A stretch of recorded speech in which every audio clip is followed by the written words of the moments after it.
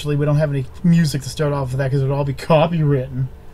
We should do that. We should find some kind of like intro theme for the first like 30 seconds of this thing, because we don't even start. Like, people who see this stream are going to see this after a few seconds and be like, what are they talking about? Well, True. Just waiting on the stream to turn on. Got about 10 seconds, and then we get to go into this episode. Whew. Let me get my notebook out. All right, so. Yes, handy dandy notebook. Notebook. All right, so anyway, people freeze frame that they might be able to make out what's written on it. Although with my handwriting, they probably won't. Okay, it looks like we're coming in live now. And good morning, good evening, or good afternoon, and thank you for joining us once again, the Monsters of Gaming. I'm KaijuK, and with me here is Necro Nick. Hello. And we're trying out a new format for one of our episodes. Now, a while ago, both me and Necro and I, went out and got ourselves certain copies of a certain game. This game being, of course, Pokemon Sun and Pokemon Moon. The dark guy in the background back there got Moon. I got Sun. Now, we're doing a live review on the game. Next review will probably not be live. I'll probably try to do something cool like editing and graphs and stuff in with it, but this is just our first try at a game. It's a run at it. Yeah, it's a run at it, so, you know. Plus, of course, seeing as it's the 5th of October and, was it 2 days away? 3 days away. Yeah, 3 days away from our first shtick we're going to be putting online. Here's hoping this all goes well. Yes. So, just to start off here, Pokemon Sun and Moon came out a few months back, and, well, to be honest with you, I wasn't really excited for them. I was at first. Necro will vouch for that on me. Oh, yeah. Until He even went out and decided to buy me a copy of it. Yeah, but then Pokemon Uranium came out and kind of drug me away from Sun and Moon. And the first time I went through Sun and Moon, I went through kind of grumpy. Necro didn't, though. Necro went through straight through, but I went through kind of grumpy. So I kind of had like this negative vibe because Nintendo tried to destroy Uranium. And I just didn't care for that. Which they shouldn't have. Yeah, they shouldn't Nintendo, have. you suck. Yeah, Nintendo, I mean. Yeah, Sorry. but you know what? That maybe one day they'll learn that rather than trying to get rid of these small-time groups that are making fan games for them, what they should do is hire these people on, because they obviously have the strive and the commitment to make good games. Unlike them. Yes, basically. Should I remind you of Legend of Zelda Skyrim Edition? Thank you. So, we're going to start this off. I'm going to talk about it one part, and he's going to talk about one part. Now, the thing you got to understand is that it's called the old and new review for a reason. Now, Necro back here played the very first Pokemon. He played Red. I think I played up until... What was the one that came out after Red and Blue? Yellow? No, after that. I believe it was Silver. I played up to those. Okay. So he stopped at Silver, but I have played every Pokemon game that has basically come out. So I'm not so new onto the scene as he is, so we're going to see how it goes with how we feel. At the end, we're going to both give a score, 1 out of 10. 1 being the lowest, 10 being the highest, and we'll see what happens. Go shush. So, we're going to start off with our first thing, the setting. Alright, I'm going to start with this one off, and then Nick can start the next one off, and we'll just go back and forth. The setting is a series of beautiful, I'm talking beautifully designed islands. They're gorgeous, well put together, lots of different landmarks, lots of different areas, lots of water, which is something that everyone knows I enjoy, and a really nice theme to it, where everyone just seems to be very happy with each other. In fact, when you get to the locations where the villains are, you can definitely tell it's a villain location. I should mention at the beginning that there are some serious spoiler alerts, so please don't watch any further. Okay, you've been warned. So, when you eventually get to the hideout of Team Skull, one of your two rival factions, it is rainy, it is dilapidated, it is hidden within a giant bunkered wall that the citizens literally walled this place off so Skull wouldn't bother them. Yep. It's horrible! And then the other group being the Aether Foundation, I want to call them Team Aether for some reason, but the Aether Foundation is a giant stainless steel, construction building, no life on it. The complete opposite of what Aloha is in every way, shape, and form. Except for their upper floor, where you do have the gorgeous garden. Well, yeah, it's a gorgeous garden. See, I'll get to that later. So, as far as settings go, I do enjoy the setting. Mind you, it's a place I would never go because it's probably way too hot. Way too many people walking around with their shirts off. Or half off. Or your options in clothing is just horrible. So, Necro, how did you feel about the settings to the game? I'm pretty much with you. It is a gorgeous island with a lot of landmarks, different unique settings compared to what I've played in the past. Well, yeah, so, it's definitely a step above like Black and White. You know, Black and White was a bunch of cities and forests. This is like, hey, did you like the forest? Well, guess what, bitches? Here's a freaking desert. Oh, no, wait, that's not good enough. How about a volcano? Jungle? Perhaps you like a snowy peak, couple caves, water everywhere. Sure. So I love that aspect of it. I mean, granted, again, not a place I would love to live because I'm moving north, not south, not fucking east or west. Right. I'm moving north, if anything, or I'm keeping where I'm at. Alright, so the next subject we're going to move into is the main characters. Now, to describe main characters are characters you see throughout the game. These aren't the regular mooey booey grunts or anything like that. These are like your pals, your friends, your amigos, the people that are helping you out, or the big baddies. So, Necro, how did you feel about the main characters of this game? Okay, well, you've of course got yourself, which obviously is normally a talkless person. The Legend of Zelda syndrome. Yeah, for the most part. But then you've got your newly acquainted friend. I can't say that he's been your friend forever. How? Like, yeah, like most of the games, because right. Usually it's actually just moved to the island, and he's like, yo, you're my buddy. Yeah. So, I mean, I'm grateful that we're able to meet a friend that's so accepting right off the bat. That's pretty cool. Mm-hmm. And Lily was the same exact way. Obviously, gotta add her in there. Right. The one that follows you around and healed you most of the time. Well, yeah, she was your walking Pokemon station, yeah. Then you got the Professor. I love what they did to the Professor / the Masked Royal. The Max Royal. Yeah. I had a feeling that because you're a wrestling fan, you might like that part of him too. Yes. I loved how, like, he came off. I just loved the way he wasn't just some bookish bastard like the others were. No, it was, yo, bro, you want to see what happens when I get punched in the face by a Beware? Yeah. Watch this! Ah, I love it! Yep. So I did love that. Who was up next? No, I mean... Well, those are some of the main. I mean, then you have, like, I was going to say, later on, you meet his girlfriend / wife, I forget. I believe it's his girlfriend. The one that is investigating the wormholes and stuff like that. Oh, no, I think that's actually his wife. I think that is his wife, yes. She becomes a bigger part later on in the game, so I'm adding her in there for the fact of she was pretty cool, very excited, and I loved how she could never figure out it was him behind the mask that she loved so much. Yeah. And remember, we're not talking about rivals yet. They're next. Okay. So you don't have to worry about the villains. Right, okay. So, pretty much, I mean, you also got the guys that were helping you with the Zygot. The Zygar.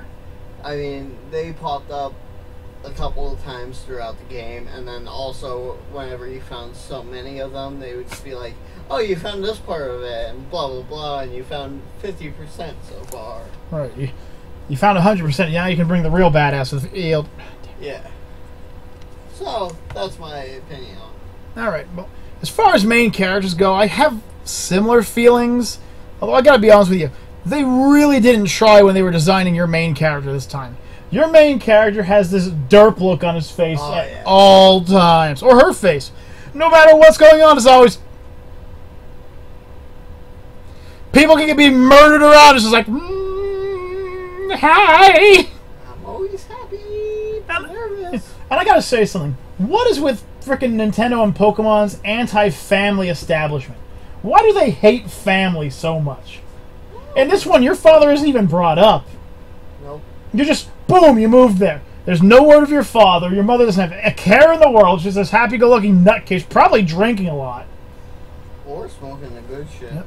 Then you have Hao. Hao's got to be probably my second favorite companion you have. All the ones from X and Y are definitely the tops, but Hao is always like, yeah, this is great, yo, have a good day. Man, that guy needs to get laid. Yeah. Then there's Lily, who starts off the world as an ice queen and then becomes pretty reliable throughout the game. Mm-hmm. You spend a lot of the time saving her arse and everything. I mean, at one point in the game, spoiler alert again, she gets kidnapped.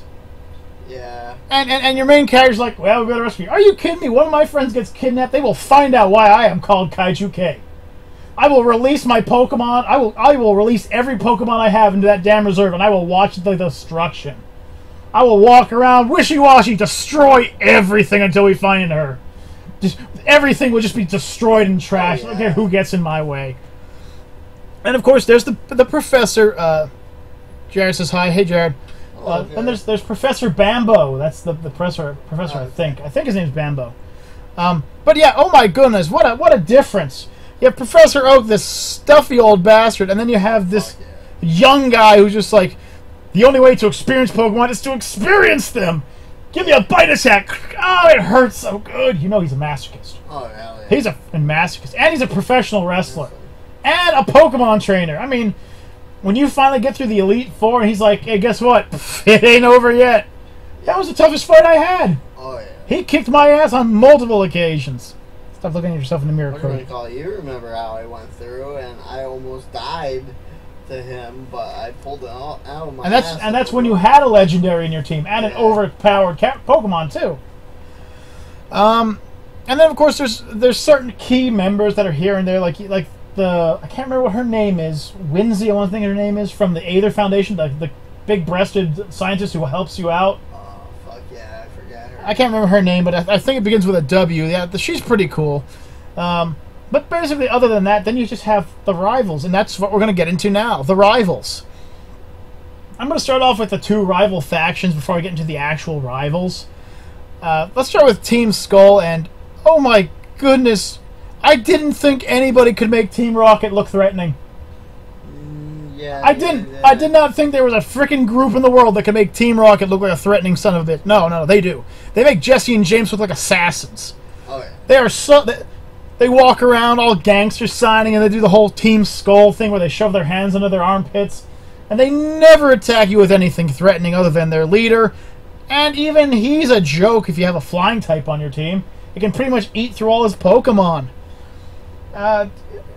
You really don't run into any threats with Team Skull, and even the Aether Foundation is pretty lame. Actually, I think the leader was the bug. Was it? Yeah, but bugs are weak against fighting type. Also, or flying. Well, yeah, except for his Golipede, which is a water bug type. Yeah.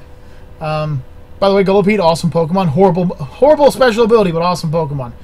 And then you have the Aether Foundation. Now, first of all, one of the things that really miffed me about Pokemon Sun and Moon was the fact that you learned, before you even knew what your character looked like, who the main villains of that game were. Oh, yeah. You just knew it was the Aether Foundation after they were chasing after Lily, because they had this cruel look like, you know, hey, Nick, someone said hello to you. Say hi back. Hello, Carmine. Anyway, and then of course you have all the, this is the part where I break down and have a freaking conniption right here. All the gym leaders. And this is where the game goes south on me right here. I really hated their new idea for gyms. The trials. Yes. You never even really fought anyone difficult. And then there were the kahunas, but they weren't even really that difficult. You never got to the traditional gym where you have all these strong trainers between you and the opponent. Even the totem Pokemon weren't really all that threatening if you had something that was strong against them. Then there's Gideon. I think I'm saying his name right. Yeah. Gideon, and oh my goodness. Someone explained to me why he's holding his hand over his eye and just like squeezing it. Like, I don't understand. He wasn't a threat either. Like other than Team Skull being a bunch of jokers and Aether Foundation being a bunch of nutcases, you really didn't gain a real threat throughout the game. That's one of the downfalls of the game. Nick, your thought on Rivals? Okay, Team Skull, yes, they were fucking ridiculous.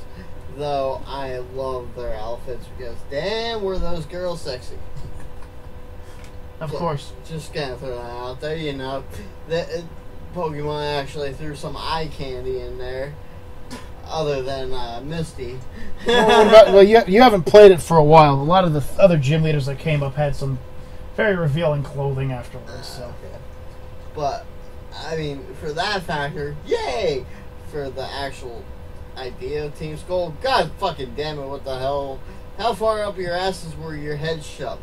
Yeah, I mean, you went from you went from teams like Team Aqua and Team Galaxy and everything like that, and then it comes up to a bunch of hoodlums, basically. Like I said before, Team Rocket's more threatening than they are. At least Giovanni was a gym leader. I was gonna say, Giovanni was fucking kick-ass in the first game. Yeah, he was. The Aether Foundation. Now, I mean, I know... Me, personally, I don't think the Aether Foundation themselves are evil. I just think, like, people from there are evil. Because afterwards, after you... well, that's only after Gideon takes back over, though. When Gideon takes the place back over. I mean, up until then, you have his mother and the leader of Team Skull, and I didn't want to bring up his mother just yet. I'll bring her up in a second. But I mean, it was just because of the mother that it was bad. Right. Obviously, with the right direction of Gideon, it became good. Well, you could say the same thing about Team Skull. Take away their leader and throw in somebody who's going to give them a bit of, a push. Maybe they could become something good. Well, yes, but in all Pokemon games, you always had that bad group. This was the first one to introduce two, but I just think it was just the mother, personally. Speaking of the mother, I wanted to bring her up last because I think me and Necro have similar feelings on her. But never has Pokemon... This is a plus side, by the way, plus point for them. Never has Pokemon given me a particular character since Gary Oak, who I have literally hated so much. Fucking much. There's no redemption for the woman. At least there's redemption for Gary. Yeah. But there is no redemption for the woman. When you fucking say that you have no more love for your fucking kids, what the fuck's wrong with you as a parent? Yeah, just you want to be with your beautiful Pokemon. I know a lot of people are going to say, oh, she was mind controlled. No, she was like that long before she was mind controlled. Jared, about 10, 15 minutes ago. What?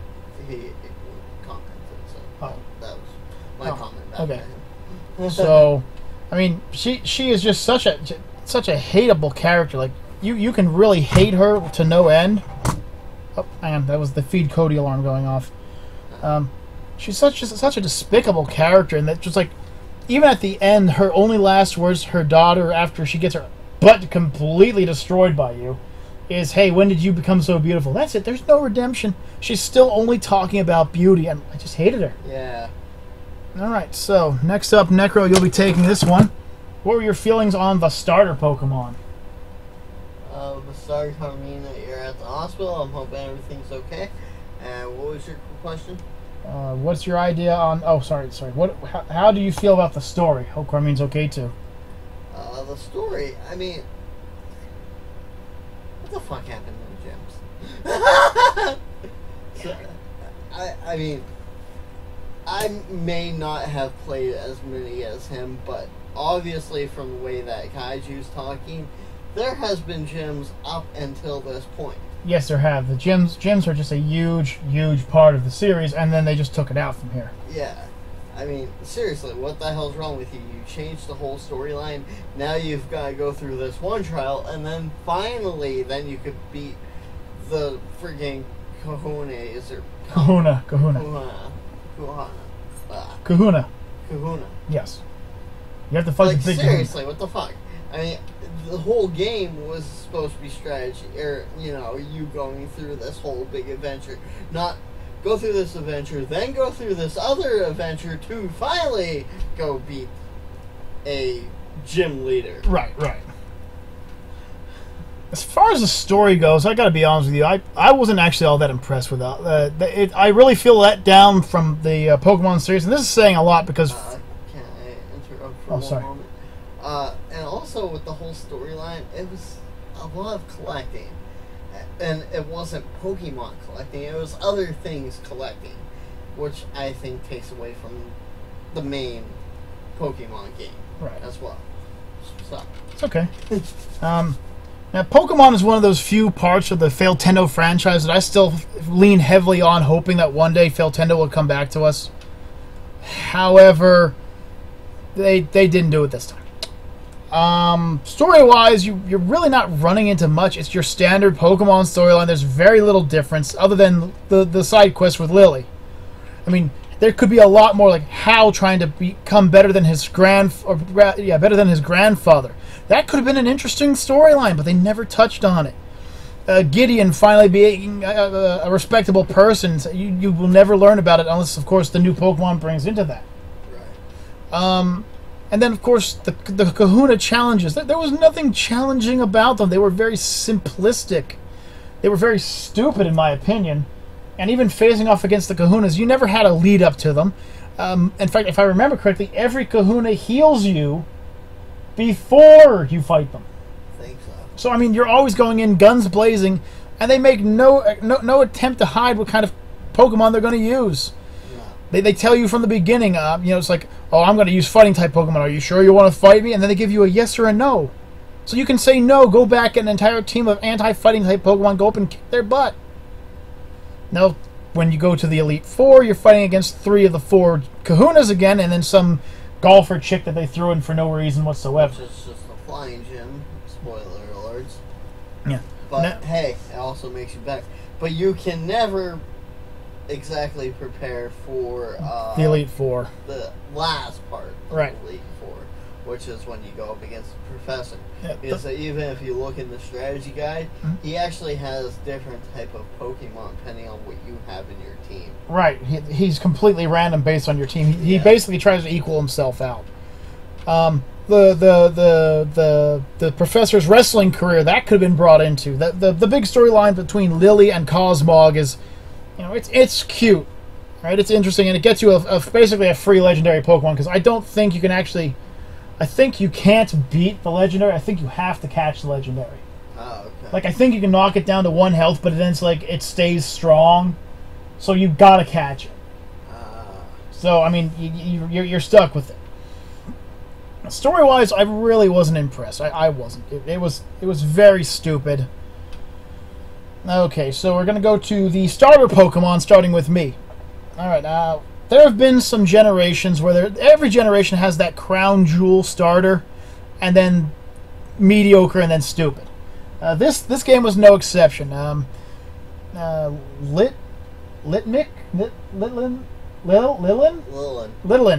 Litlin, something like that. It's like Little Kitten or something like that. Evolves into this macho, badass, fire dark type named Incineroar. Thank you. It's the only one I didn't pick. But I chose him. But judging on how people have said, it's the only one of the 3 that's actually powerful and actually worth it. I can see why. I mean, he is the heal Pokemon. I half expect his special ability to bring out a steel chair and crack the bad guy in the back of the head with it. He has things like the dark spinning lariat, and he's just really cool. And then his hidden ability, which you can't get in this game. Thank you again, Failtendo, for giving us hidden abilities that we can't get, is, I believe it's Intimidate, which is awesome because it lowers the opponent's attack power by 1 stage. Then we're going to go with the mediocre Pokemon, in my opinion. That's Poplio, who, I can't remember what the full evolved form of it is now off the top of my head, unfortunately. Wasn't it like Primarina? Primarina, yeah, thank you. Primarina, or something like that. Now, I give props. I like the idea of it being a water fairy type. I do, and it just seems awesome to me. But its special ability, Sparkling Aria? Okay, let me get this straight. Okay, so Burn is one of the most debilitating status effects you can get in the game. And moves like Scald can cause burn. So what does Sparkling Aria do? It cures burn. on your opponent. Not on you! On your opponent. Why would you want to do anything to your opponent? That's what I said. That's what I said at all. And the last one is Rowlet. I actually had to look it up on my little Palm Pilot here. Its name is Rowlet, but it evolves into Decidueye. I fucking hate this Pokemon. I hate this Pokemon so much, and I'm the guy that picks the grass starters. I always pick the grass starters, and wow. It starts off as a grass flying type, then evolves into a grass flying type, and then finally becomes a ghost flying type. Which means that all the flying type moves that it learns up to that point are now useless because you don't get the stab attack bonus from them. Ghost grass type. On top of that, its special ability keeps opponents from running away. Now I can understand in competitive it's probably useful. But in single player where me and Necro play, it's not doing much because there's not many Pokemon that actually run away. Like I guess you could use it on like a Wimpod or something. I mean, if maybe there was maybe Abra. Well, yeah, but I actually never ran into an Abra. I have. I think Abras are only in Moon. Ah. I think that's why. Okay. Well, just to let you know, I do have 2 Kadabras, so you can have one. Nice. As far as the starters go, I mean, I got rid of all my starters again. Another game where I got rid of all my starters. I kept Primera as long as I could, but even then, you know, if I could get... Wishy-washy beats out all. Yeah, Wishy-Washy beats out all. We'll get to that one. Now, Primera does have a really wicked hidden ability that would make her devastating and put her above Incineroar, in my opinion. It's called Liquid Voice, but she doesn't gain access to it in this game. Basically, it turns all sound-based attacks into water, and that gives you stab bonus. Now, Decidueye also gets a really badass one, which, once again... Not in the game. Thank you. Called Long Reach, which means none of its attacks touch an opponent, so moves like Rocky Helmet or Spike Skin or Static, they don't affect you. Flame Body, etc. Nick, what are your thoughts on starters? Personally, for me, again, we're talking back in Red and Blue days. There was always 2 good starting Pokemon and 1 shit one. Right. For me back then. Obviously, Blastoids and Venusaur, or Bulbasaur. Or, well, I know what you're trying to say. I know what you're trying to say. Squirtle and Bulbasaur. Right. Were the 2 best starting Pokemon. Right. One was a grass poison. Eventually down the road. No, it's always a grass poison. Okay. Yeah. I wasn't sure. Now, he's always been grass poison. No worries. And the other one was a straight water type that was a tank. Right. Blastoise was pretty bulky. Then you had the shit one, which was a flying fire type. Too many 4X weaknesses. Well, once he became fully evolved, obviously. Right. Originally, it's just 2 fire types and then flying fire, which gives him so many weaknesses. Don't forget, he was so bad, so pathetic, they had to give him 2 Mega Evolutions just to make him worth it. Make him worth it, yes. Blastoise still doesn't have one. Yes, he does. Oh, does he? All the original starters have one right now. Oh, sorry. I didn't know. Yeah, his gives him Aura Sphere, or Aura Launcher, I think it is, which is not really useful. And then Venusaur, I believe, gets Thick Fat, which makes him highly resistant to cold and fire, which are 2 of his weaknesses. Right. So, at least he's useful. But, and in this one, I mean, I haven't played with any of the other 2, but knowing that one changes its type differently and then pretty much makes half of the moves that you gave him, if not more, useless to get said stat bonus, kind of seems lame. And once you get Wishy-Washy, fucking water types. Yeah, we'll be getting to that one next. Don't worry. Incineroar still holds a flame.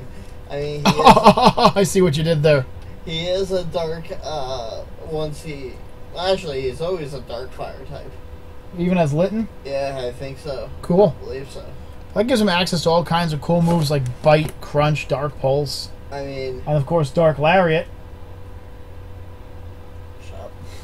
Anyway, but, hey, quit sending poopy emojis. Who's sending you poop emojis? Jerk. Oh. But, I mean, I personally like him the best. I mean, once you get him to the level I have him at, which is level overpowered. I believe he's not 80 yet, but I think I got him to 79. He can pretty much just Curb stomp anybody into the freaking dirt. Mm-hmm. I mean, granted, yes, water types will still give hand him his ass, but that's one of his weaknesses. Right. Anything that's, you know, just normal or that has a weakness to him, you're getting curb stomped. Right, right. Alright, so. But needless to say, Blastoids, you will always live on. Venusaur. Alright, so next up, Nick, where are you going to take us on your thoughts on the brand new Pokemon of the Aloha region? Or Alolan region, sorry, Alolan. Okay, I did like some of them. We've already mentioned Wishy-Washy. Wishy-Washy is a fucking beast because of his ability. Schooling form. As long as he's level 20 and above 25% Health. HP, Yep. he will always be in schooling form, which pretty much makes him stronger than a legendary. Yep. See, most legendaries have a 600 base stat bonus straight across the field. When Wishy-Washy gets into that form, he gains enough boost to give him a 620, which makes him stronger than most legendary Pokemon. And you can get him... Actually, you could get him after you fight the first Kahuna. You can get him after that. You're right. Yeah. You can get him. Yes, you can actually. You can get him. trial. Yeah, you can get him at the next trial. And trust me, other than his health and speed, he is a beast, and he will not let you down.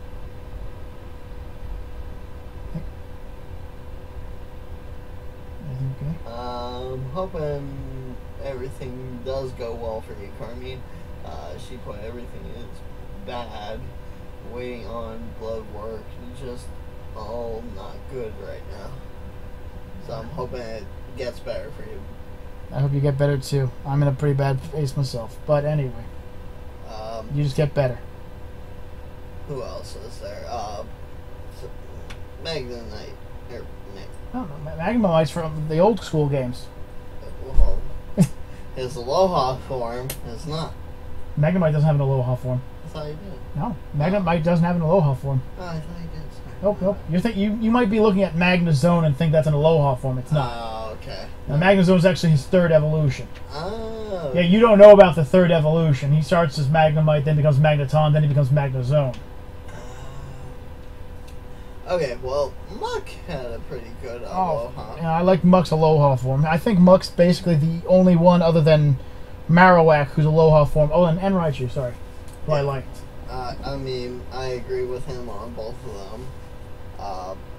Marowak became somewhat of a beast. If it wasn't for the fact that they broke one of Marowak's abilities, when Marowak evolves, the level before he evolves, he would learn a move called Burning Club or Burning Bone or something like that, which is an uber powerful ghost type physical move, but unfortunately you can't learn it without a move tutor. Right. What else is there? Anyone else that tickles your fancy here? Yes. Well, Saladin, I believe, is its original name, Yep. but it becomes Salazzle. Only the females become Salazzle. Don't forget that. Only the females become Salazzle, and as long as you get him with the corrosive ability, or her with the corrosive ability, a fire poison type that can poison Steel and poison types. even poison types and steel types. That's a pretty potent fucking monster. Yes, it is. Another one that kind of sparked my interest was like the little kangaroo steel electric Pokemon. You mean the Echidna? You're talking about Togedemaru.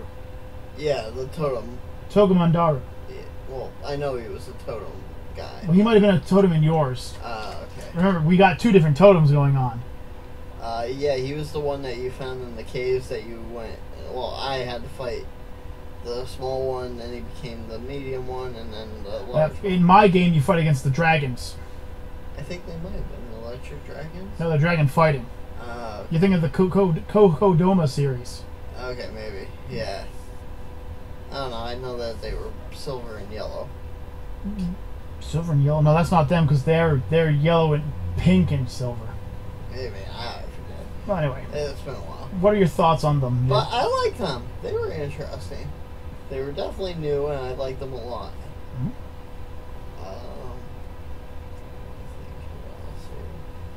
Stuffle's pretty cool. Stuffle that evolves into Kerf stuff. I can't remember what Stuffle evolves into. Also the fighting crab. I like him. I forget his name, but I like how he becomes an ice fighting type. Right. That's pretty kick-ass. Mm-hmm. Other than that, I mean, my legendary was pretty cool. I hate yours. Right. We can get on that on a different day Yeah. right there. We can talk about that. And that's pretty much about it for me. As far as I go, I was really, really impressed, actually, with the designs of most of the Pokemon in this game. I think they all looked really cool, except for most of the Aloha forms.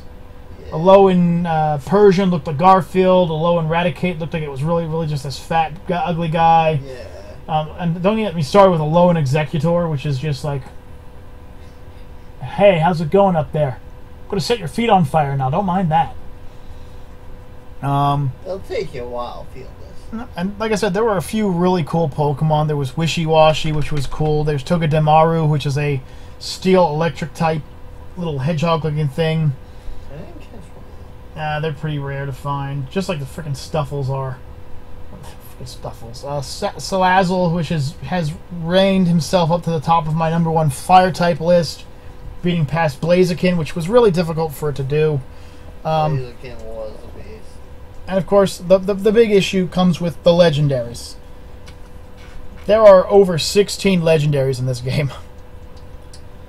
And as a legendary, you got to know that the rule on a legendary is a capturable Pokemon that you can only get one of, and or cannot evolve it. Now, the reason I say and or is because a lot of these Pokemon you can't even touch until after you've beaten the game.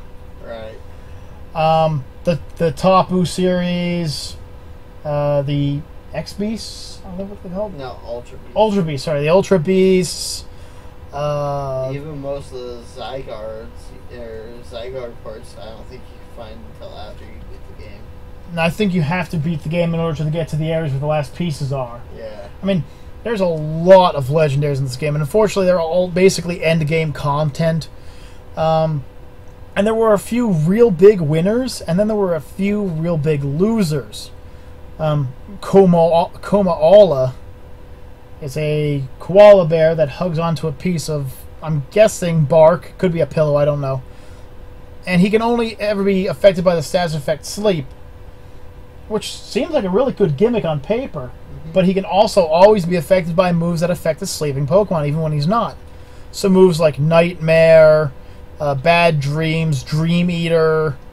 But fuck your wall. But the funny thing is, he's a normal type, but he doesn't gain access to moves like Snore, Sleep Talk. In fact, if I remember correctly, he doesn't even learn Rest, a move that literally puts him to sleep. Yeah. Then there was Drampaw. In fact, basically, just right here, put down all of the dragon types in the game. Okay, they're all horrible. I mean, they're really cool looking, but just absolutely garbage. They really played well with the water types, though, as all of the water types that came out were really badass, including Gullipede, Wishy-Washy. They're all really powerful. Like I said, design-wise, they were awesome, but they were really hit and miss. I think if they had different abilities, that may make them better. Different abilities, different move pools. Maybe even different typings, or additional typings in some senses. Now, I played Pokemon Blue, which meant I couldn't get Arcanine. I could only get Ninetales. Or sorry, I could only get Ninetales. And when I found out there was going to be an Aloha form for this Pokemon, I thought to myself, oh my goodness, this is what I want. This is going to be badass. And then I actually caught it. I never was able to catch one. I could only get one from you. All right, well, it was an Ice Fairy type, but it was just horrible stats.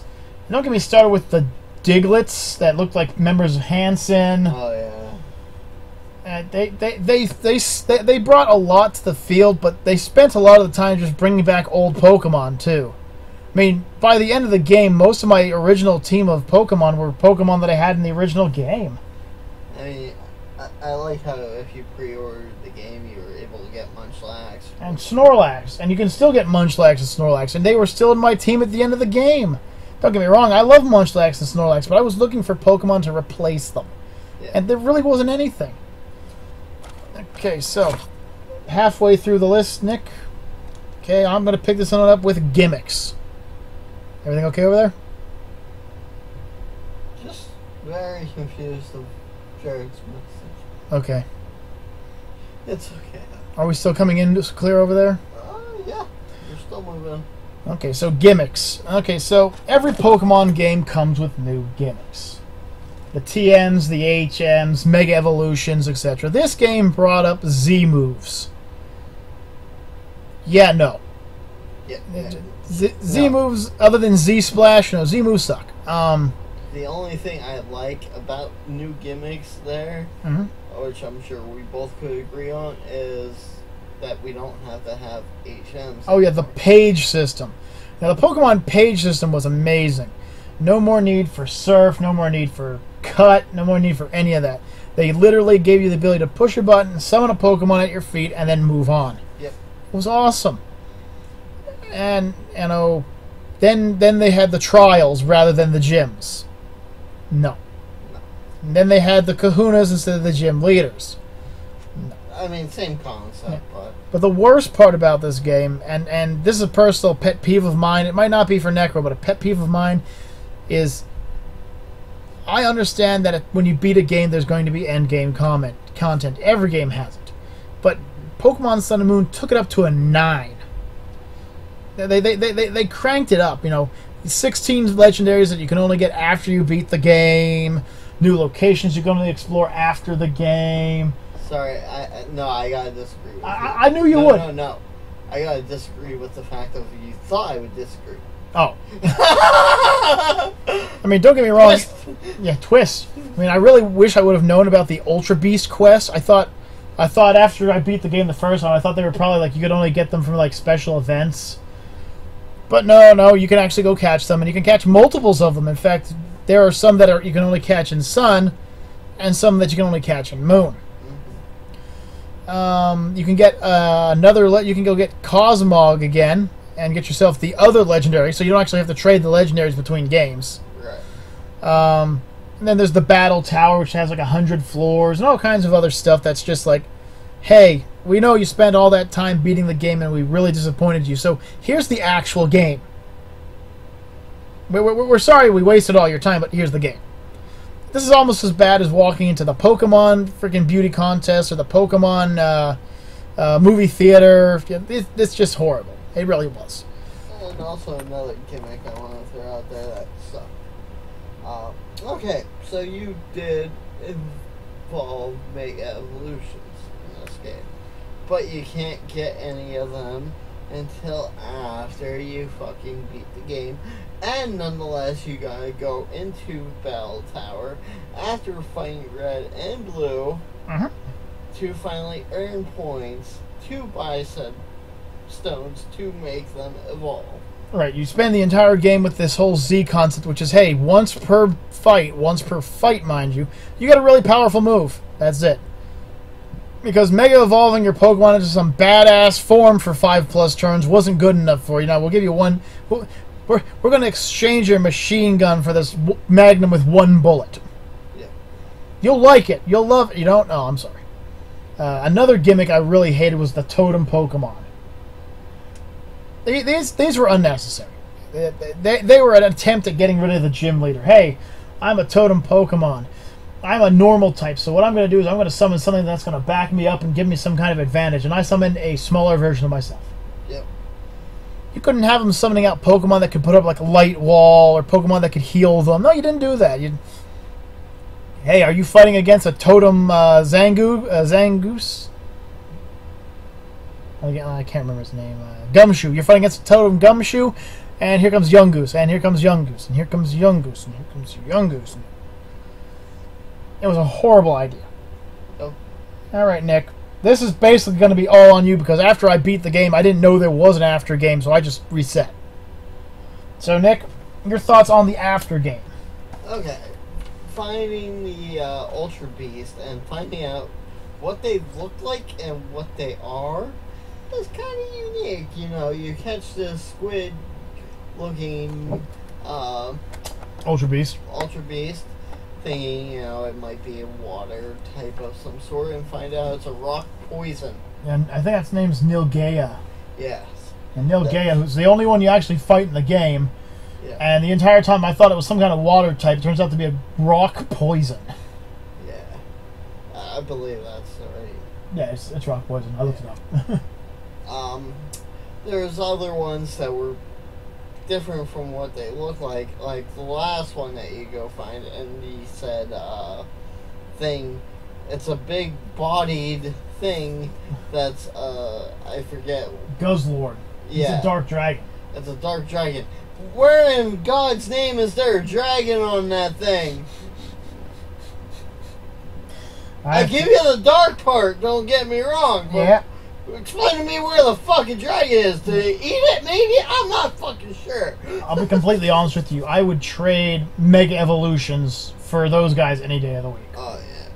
Actually, I would trade Mega Evolutions for the Z-Moves, too, because that was just stupid.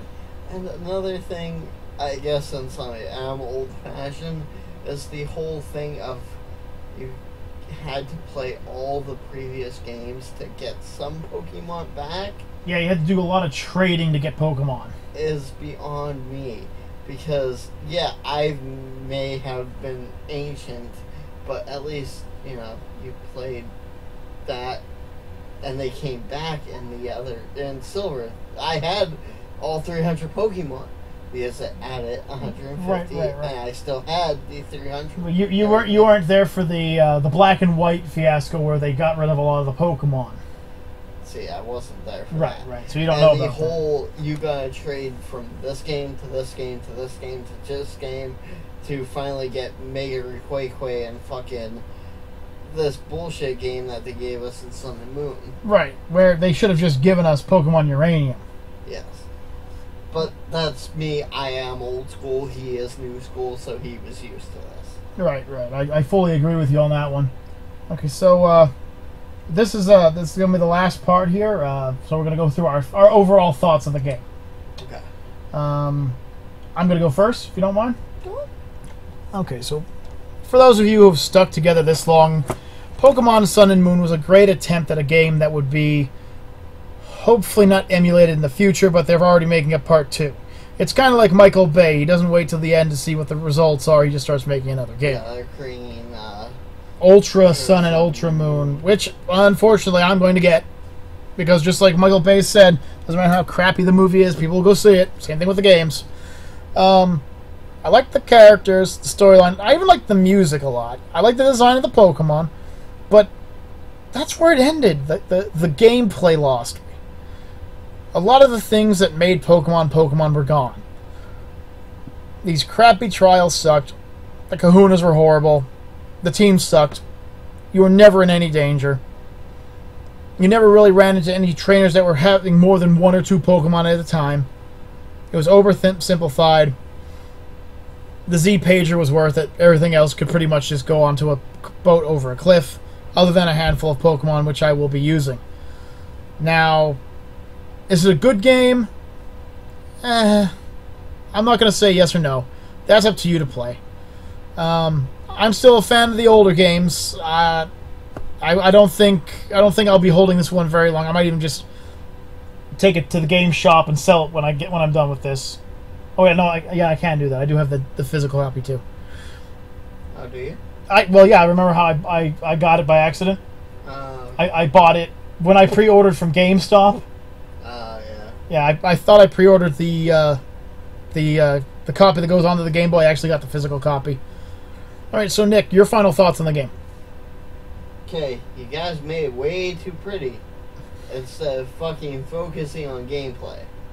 I mean, granted, yes, it was pretty. Everything looked fantastic, and some of the Pokemon designs were very fucking unique and golden. But then you fucked up everywhere else. Give you a 3 out of 10. Ooh, 3 Necro points out of 10. Well, that's Necro's calling on it. Now, like I said, I did have fun in some points, and it does look like it's going to be leading into an interesting sequel where you get the surfboard on... Yes. So, I mean, it could lead into something good. But as far as the game goes, I can't give it more than an average. I'm actually going to give it 5 Kaiju points out of 10. I really think Nintendo shouldn't have rushed it. I really think they should have thought a lot more, and they should have done a lot more to it. That being said, though, Necro and I are still big Pokemon fans, so we'll stick with it throughout weekend. I think the thing that gets me is, okay, first off, there was no new typing. No, well, not every game has a new typing, but I do agree. Something that pissed me off was there was no new Eevee type. True, that is an ongoing joke. And you can catch an Eevee in that game, so yeah. I mean... another point is, okay, we go through all this, and then we actually get to the real game after we defeat everybody. That's kind of bullshit. Yeah. So, if you combine our 2 scores, an 8 out of 20, that's not a good sign, Nintendo. You did follow with your moniker of being Fail-tendo. Step up the game and promise us that Ultra Sun and Ultra Moon will be worth it, and that we'll actually have fun. Come on. I mean, granted, yes, the whole surfing pretty much drew us to saying, yeah, we'll get this. Well, no, it's not just that, but they're going to have new Pokemon in it, and... Are you happy? You're a normal type, okay? Yes.